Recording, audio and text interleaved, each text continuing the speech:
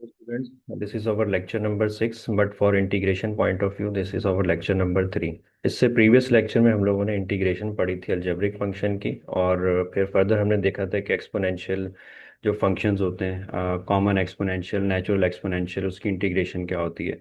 तो आज का हमारा टॉपिक है, यानी कि जो आगे फर्दर इसकी इंटीग्रेशन स्टार्ट होती है, that is integration of trigonometric functions. जो ट्रिग्नोमेट्रिक फंक्शंस हैं इनकी इंटीग्रेशन कैसे की जाती है। जैसे हम लोग प्रीवियस लेक्चर्स में पढ़ते थे कि इंटीग्रेशन हमारे पास जो है, सॉरी, डेरिवेशन जो हमारे पास ट्रिग्नोमेट्रिक फंक्शंस की कैसे होती थी, तो सिमिलरली यहाँ पे आज इंटीग्रेशन पढ़ोगे आप कि ट्रिग्नोमेट्रिक फंक्शंस की इंटीग्रेशन कैसे की जाती है।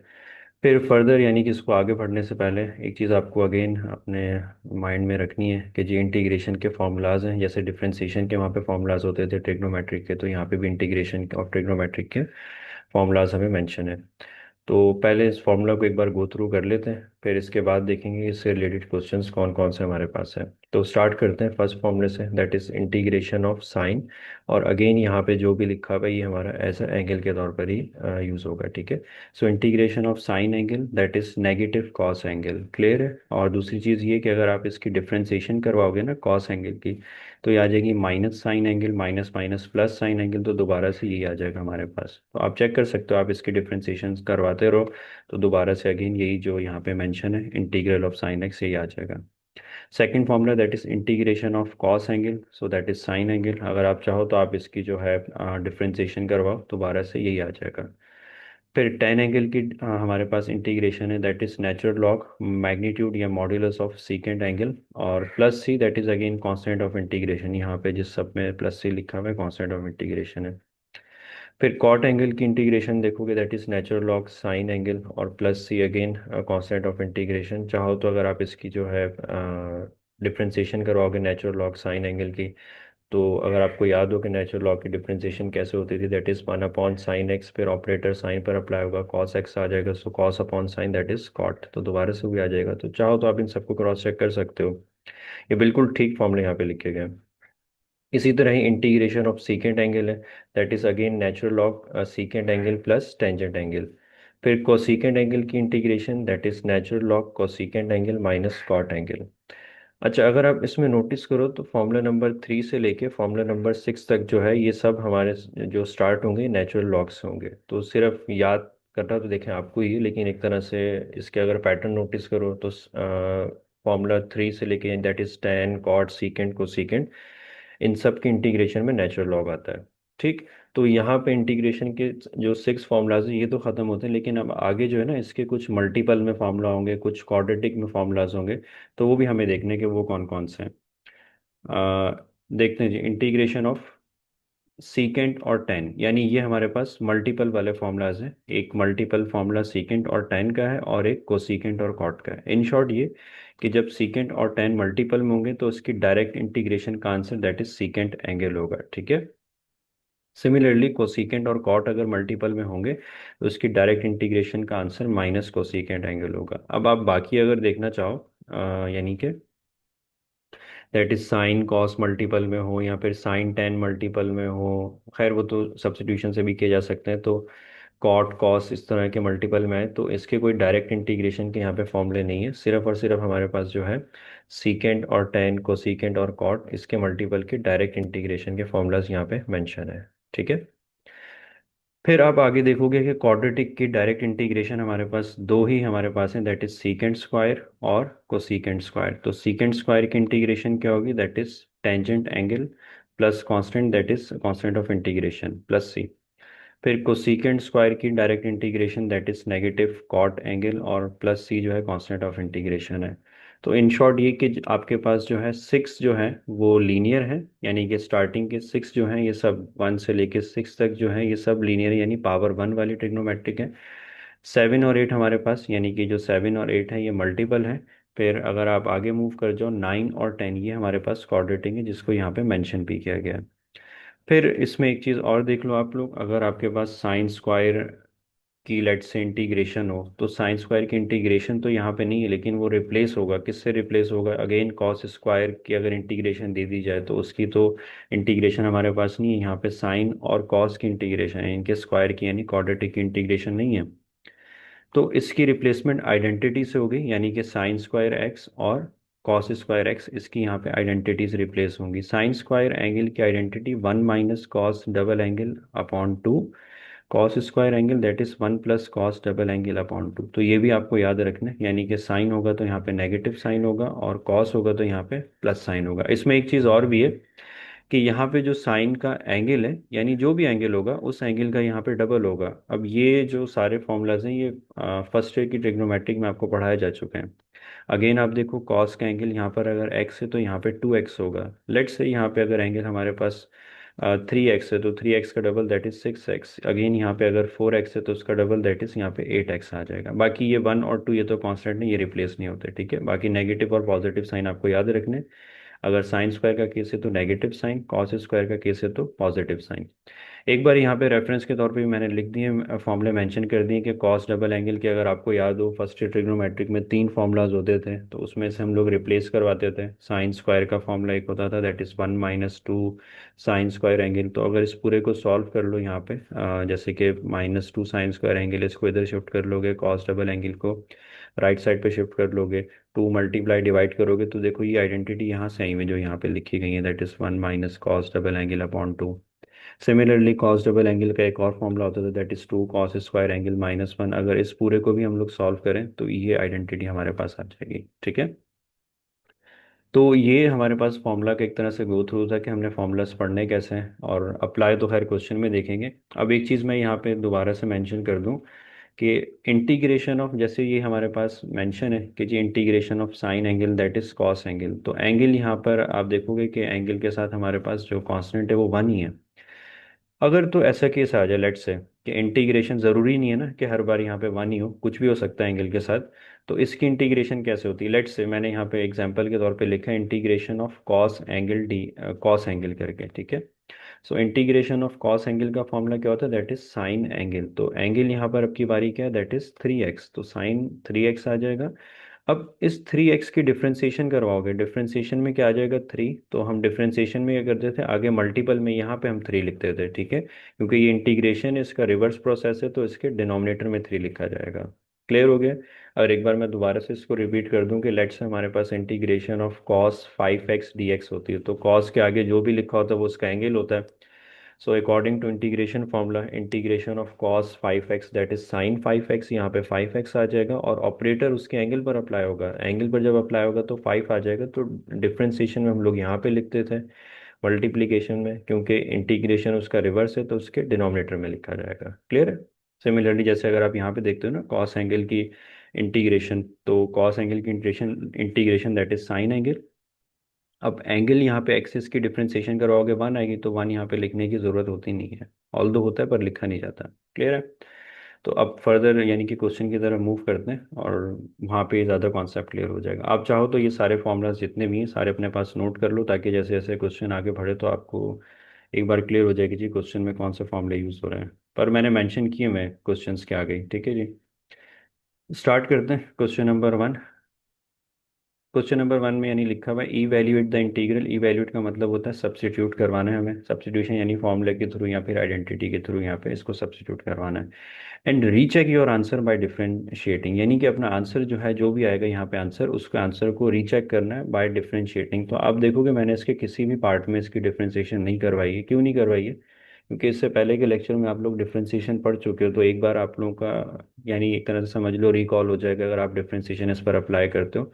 मैं ऐसे ही गो थ्रू करवा दूंगा और आप एक बार देख लीजिएगा इसका आंसर, बार बार हमारे पास यही आ रहे होंगे। तो बेहतर यही कि आप इसकी डिफरेंशिएशन यहाँ रफ पे जो है करके यहाँ पे चेक कर सकते हो इस जगह पे, ठीक है।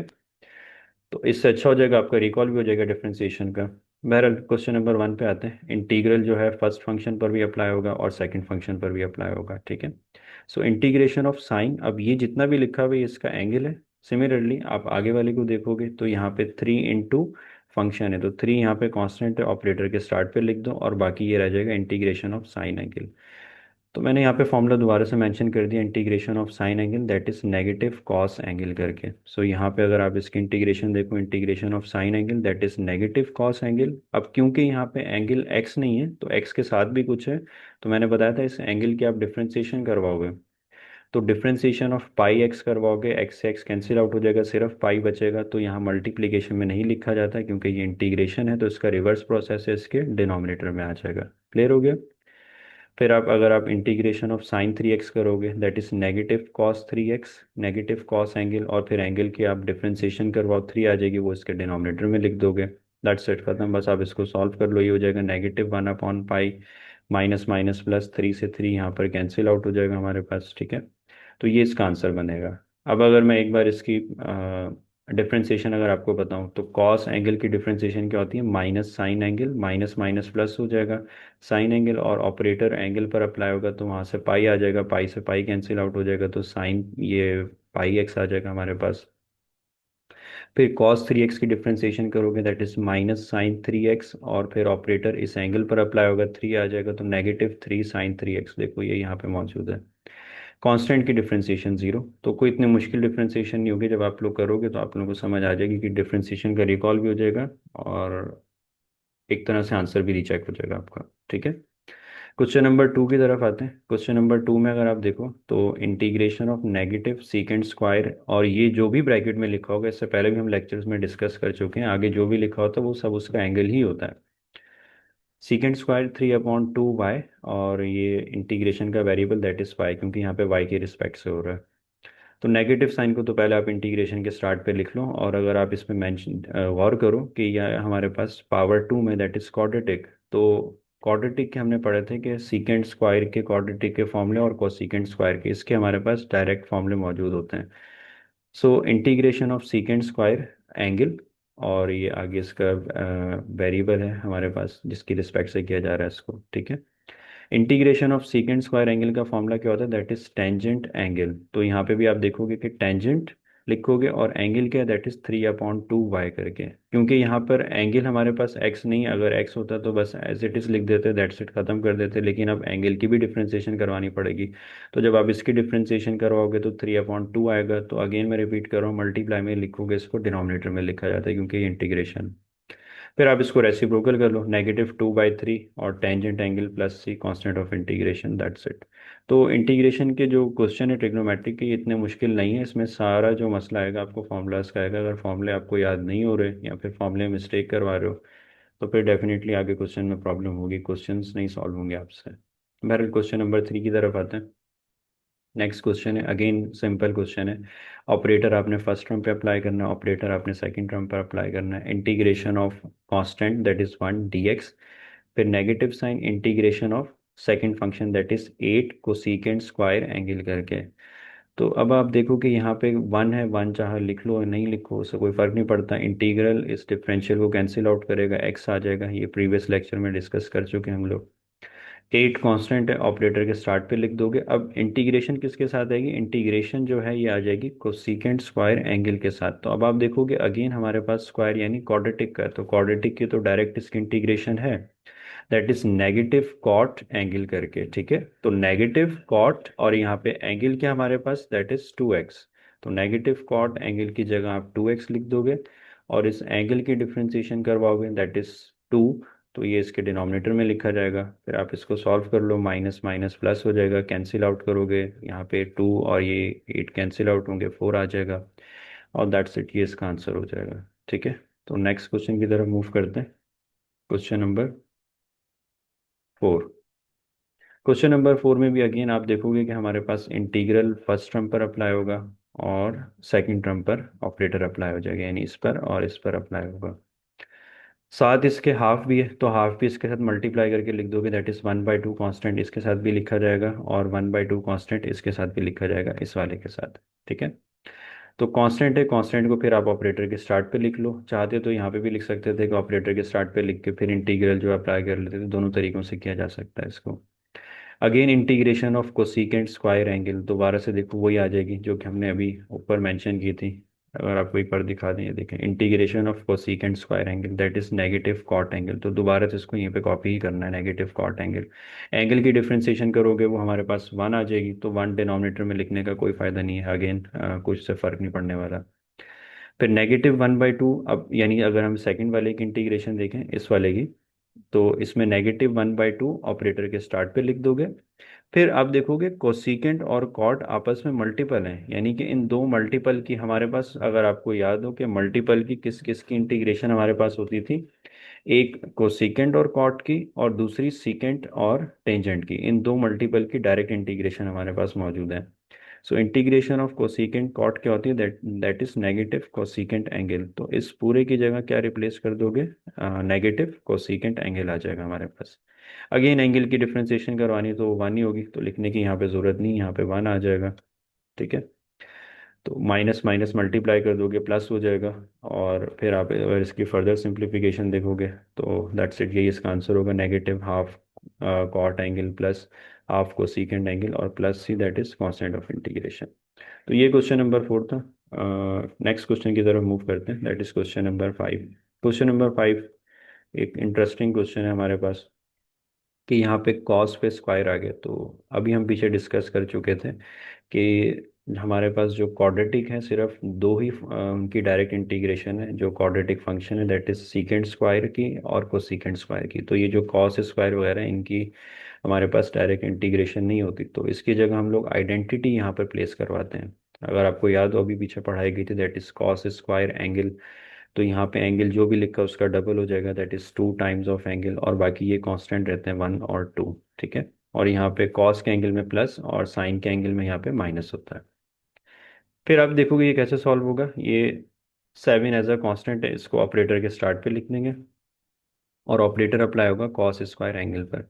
अब कॉस स्क्वायर एंगल यहाँ पे रिप्लेस हो जाएगा according to this property, that is 1 plus cos angle. Angle यहाँ पे ना 2z है, ये x नहीं है, मैंने x लिख दिया था, यहाँ पे 2z है। ठीक है, 1 प्लस कॉस एंगल का डबल, यहाँ पे जो भी होगा उस एंगल का डबल होगा। मैं बार बार इसलिए रिपीट कर रहा हूँ, ये इंपॉर्टेंट है। अगर यहाँ पे एग्जाम में कॉस स्क्वायर 2z हो जाएगा तो यहाँ पे फिर ये 4z हो जाएगा। ठीक है, अपॉन 2 करके अगेन कांस्टेंट है, यानी अगर अच्छा इसको डायरेक्ट यहाँ पे भी अप्लाई कर सकते थे, ये 1/14 भी हो सकता है, लेकिन अगर आप चाहो तो ऐसे सेपरेट कर लो, डिनोमिनेटर इसके साथ भी सेपरेट होगा और डिनोमिनेटर इसके साथ भी सेपरेट हो जाएगा। Half plus cot cos double angle upon 2, फिर इंटीग्रल जो है आप अप्लाई कर दोगे 1/2 पर, और यही इंटीग्रल अप्लाई कर दोगे नेक्स्ट ट्रिग्नोमेट्रिक फंक्शन पर।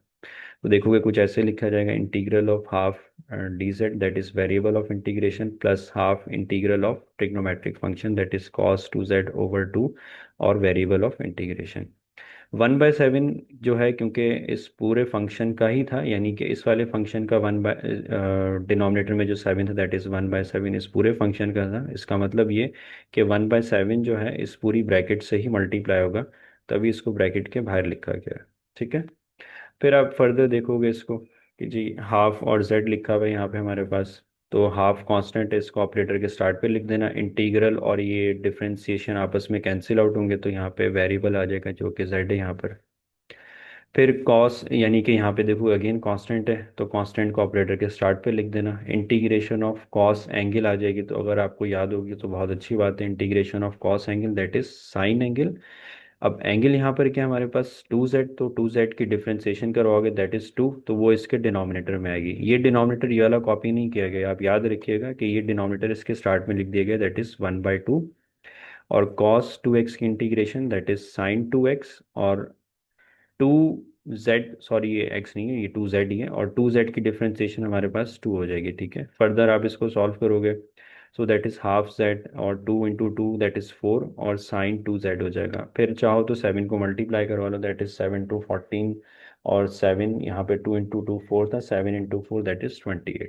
तो ये इसका आंसर है। और इस टाइप के जो क्वेश्चन होते हैं, खास तौर पे साइन स्क्वायर एंगल और कॉस स्क्वायर एंगल करके, इस टाइप के क्वेश्चंस इंपॉर्टेंट होते हैं। बहरहाल नेक्स्ट क्वेश्चन की तरफ मूव करते हैं, क्वेश्चन नंबर 6। क्वेश्चन नंबर 6 में अगेन सिंपल क्वेश्चन है हमारे पास। इंटीग्रल है, आप फर्स्ट फंक्शन यानी कांस्टेंट फंक्शन पर अप्लाई करोगे दैट इज़ 1, और ऑपरेटर जो है सेकंड फंक्शन पर भी अप्लाई कर दोगे। इसके लिए कैंसिल आउट कर लोगे आप, क्या आ जाएगा यहाँ पे थीटा आ जाएगा, जो कि आगे फर्दर सॉल्व नहीं किया गया है। क्यों नहीं किया गया, अगेन आप लोग इसको कर सकते हो। Integration of tangent square angle, again आप सोचोगे कि जी टेंजेंट पे स्क्वायर आ गया तो इसकी तो डायरेक्ट इंटीग्रेशन हमारे पास नहीं होती है, सिर्फ और सिर्फ सीकेंट स्क्वायर और कोसीकेंट स्क्वायर की होती है। मैं इसलिए बार बार रिपीट कर रहा हूँ ताकि आपके माइंड में जो है ये चीज़ें आ जाएं कि जी डायरेक्ट इंटीग्रेशन किसकी होती है हमारे पास। तो अगर इसकी इन यानी कि इस टाइप की अगर हमारे पास प्रॉब्लम आ जाए जिनकी डायरेक्ट इंटीग्रेशन नहीं होती, तो फिर वहाँ पे हम लोग सब्स्टिट्यूशन पे चले जाते हैं, यानी कि कुछ चीज़ें जो हमने पहले से पढ़ी हुई होती हैं। अगर आपको याद आ रहा है कि जी ये फॉर्मूला हम लोगों ने जो अपनी 9-10 की क्लास के अंदर पढ़ा होता है, that is secant square angle minus tangent square angle one के इक्वल है। तो यहाँ से अगर हम टेंजेंट स्क्वायर की वैल्यू निकाल लें, that is secant square angle -1, तो देखोगे यहाँ से हमारी प्रॉब्लम सॉल्व हो जाएगी। Integration of tangent square angle that is secant square angle -1 करके। तो आगे चल के जब हम इस टाइप के क्वेश्चन देखेंगे तो वहाँ पे डायरेक्ट इसकी सब्स्टिट्यूशन करवा दिया करेंगे, ये बाकायदा रेफरेंस यहाँ पे लिखने की ज़रूरत नहीं होगी, बस आप इसको एक बार अपने माइंड में जो है क्लियर कर लीजिएगा।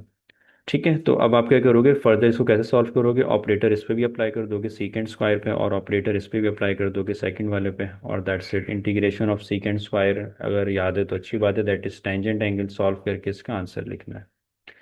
क्वेश्चन नंबर 7 की तरफ मूव करते हैं, नेक्स्ट क्वेश्चन की तरफ। अच्छा, 7 से पहले यहाँ पे 8 मेंशन है, यानी कि आगे वाले जो क्वेश्चन है वो आसान ही है यहाँ पे, कुछ इतने मुश्किल क्वेश्चन नहीं है। Integration of secant square, again देखो देखो ये आगे integration of secant square angle हमारे पास दैट इज टेंजेंट एंगल, जो कि अगेन फॉर्मूले देखो यहाँ पे मेंशन किए गए, integration of secant square angle that is ten angle. तो एंगल अब की बारी यहाँ पे क्या है, दैट इज 5x-1। अब ये एज इट इज कॉपी करोगे, और 5x-1 की अगर आप डिफ्रेंसिएशन करवाओगे तो कांस्टेंट की तो जीरो हो जाएगी, 5x की डिफ्रेंसिएशन 5 वो उसके डिनोमिनेटर में आ जाएगी, तो +c that is constant of integration. That's it, ये एमसीक्यूज का क्वेश्चन था। क्वेश्चन नंबर 7 में क्या मेंशन था, क्यों नहीं यहाँ पे किया गया, देखो सिर्फ इसका यहाँ पे रेफरेंस दे दिया गया, आगे आप खुद सॉल्व कर सकते हो। हाफ यानी ये 2 को चाहो तो इस ऑपरेटर के स्टार्ट पे लिख लो, या फिर इन दोनों से डिवाइड कर दो, 1/2 प्लस कॉस एंगल अपॉन 2 करके। यहाँ पे एक चीज़ देखिएगा, इसको कैंसिल आउट मत करवा दीजिएगा, क्योंकि ये इसका एंगल है, तो एंगल से कोई कैंसिलेशन यहाँ पे नहीं होती है। ऑपरेटर आप इस पे अप्लाई कीजिएगा, और ऑपरेटर आप इस पे अप्लाई कीजिएगा। सो कॉस एंगल की आपको पता है इंटीग्रेशन हमारे पास क्या होगी, दैट इज साइन एंगल, तो डायरेक्ट इसकी इंटीग्रेशन लिख सकते हैं। अगेन एमसीक्यूज का क्वेश्चन है तो आसान है, कोई इतना मुश्किल नहीं है। क्वेश्चन नंबर 9 पे आ जाओ। क्वेश्चन नंबर 9 पे ऑपरेटर आप इस पर अप्लाई कर दोगे, और ऑपरेटर सेकंड फंक्शन पर अप्लाई कर दोगे। Integration of ten angle that is natural log सीकेंड angle, और ऑपरेटर एंगल पर आएगा, तो बस ऑपरेटर एंगल पर आएगा दैट इज 5, तो 5 डिनोमिनेटर में लिख दोगे। कॉस की आप इंटीग्रेशन करवाओगे तो that is sine angle, sine 7x, और 7x की डिफ्रेंसिएशन और डिनोमिनेटर में यहाँ पे 7 आ जाएगा। तो इतना सिंपल है, कोई इतना खास नहीं है ये, एमसीक्यूज टाइप क्वेश्चन है। सिमिलरली इसका भी कॉट पे ऑपरेटर अप्लाई करोगे और इस पर अप्लाई करोगे, तो ये आप लोग खुद से सॉल्व कर सकते हो। क्वेश्चन नंबर 7, 9 और 10 करके एमसीक्यूज टाइप के क्वेश्चन है, तो एक बार इसको गो थ्रू कर लीजिएगा, फॉर्मूले को याद कर लीजिएगा, और फॉर्मूले जब ये याद हो जाए तो इंटीग्रेशन आपको ट्रिग्नोमेट्रिक फंक्शन की बहुत आसान लगेगी। तो दैट्स इट, इसको यहीं पे रखते हैं, फिर इसके नेक्स्ट लेक्चर में जो इसके आगे वाले जो क्वेश्चन है इसको कंटिन्यू करेंगे। थैंक यू, अल्लाह हाफिज़।